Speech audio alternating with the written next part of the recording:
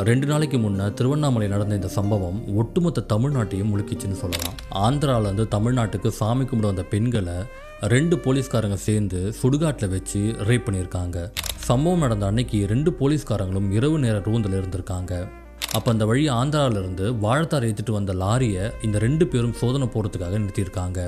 அப்போ அந்த லாரிக்குள்ளே டிரைவர் கூட இன்னும் 2 பெண்கள் இருக்கிறத பார்க்குற அவங்க யார் நீங்கன்னு விசாரிக்கிறாங்க.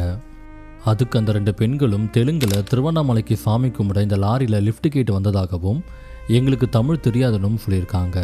இதை கேட்ட அந்த 2 போலீஸும் அவங்களே பைக்கில் கூட்டிகிட்டு போகிறதா சொல்லி அந்த 2 பெண்களை லாரியிலேருந்து இறக்கி விட்டுருக்காங்க.